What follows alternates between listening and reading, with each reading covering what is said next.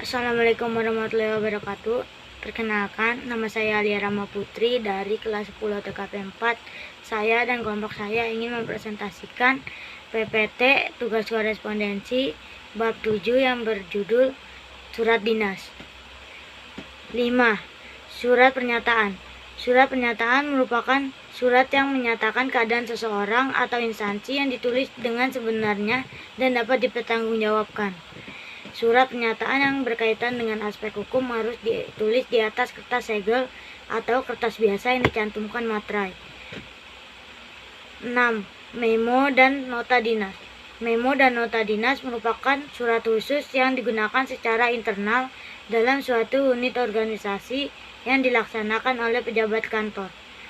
Memo merupakan singkatan dari memorandum yang berasal dari kata memory dalam bahasa Inggris, yang berarti ingatan.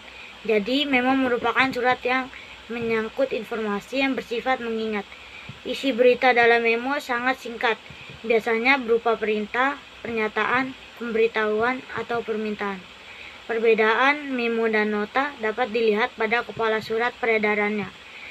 Kepala surat pada memo. Kepala surat tidak perlu mencantumkan identitas secara lengkap, seperti alamat kantor, telepon, atau bidang usaha. Tujuan penggunaan memo dan nota adalah meminta informasi, memberikan petunjuk-petunjuk, meminta atau memberikan informasi yang bersifat mengingat.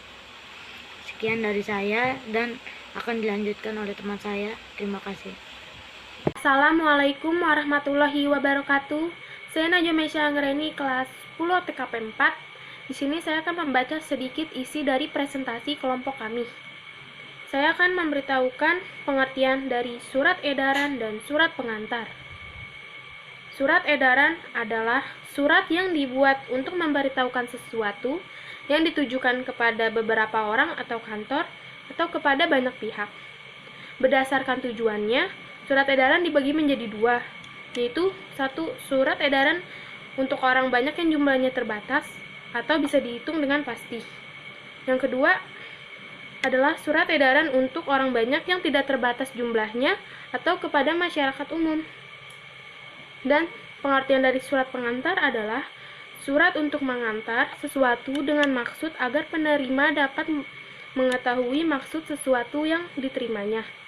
Fungsi dari surat pengantar yaitu 1. Pengantar orang, 2. Pengantar berkas atau dokumen, 3. Pengantar barang. Berdasarkan bentuknya, surat pengantar dibagi menjadi dua jenis, yaitu sebagai berikut. Yang pertama, surat pengantar berperihal yang berfungsi sebagai pengantar orang dan pengantar dokumen, yang disertai dengan penjelasan agak panjang yang terkait langsung dengan pengantar dokumen. Yang kedua, surat pengantar berjudul yang dibuat berbentuk belangko. Surat pengantar dibuat minimal rangkap 2, salinan sudah ditanda tangan oleh pihak penerima akan dikembalikan kepada pengirim sebagai tanda bukti penerimaan barang.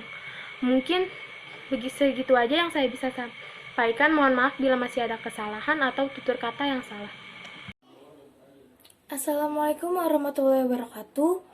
Nama saya Kinanti Marcella Putri dari kelas 10 TKP 4. 9. Surat perintah.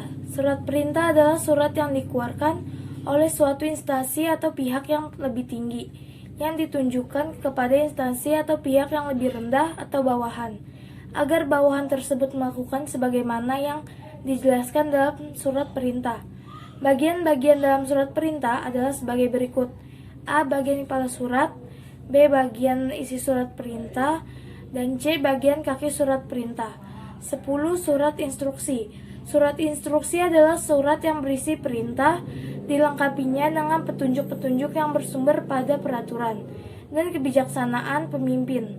Surat instruksi biasanya digunakan di lingkungan pemerintahan dan di lingkungan swasta. Berbeda dengan surat perintah yang umumnya ditunjukkan kepada pihak tertentu saja, surat instruksi justru lebih ditunjukkan kepada banyak. 11. Surat tugas. Surat tugas adalah surat yang datang dari pihak lebih tinggi atau pejabat untuk menugaskan kepada bawahan agar melakukan pekerjaan tertentu. Surat tugas sifatnya singkat tetapi jelas. Sekian dari saya, terima kasih.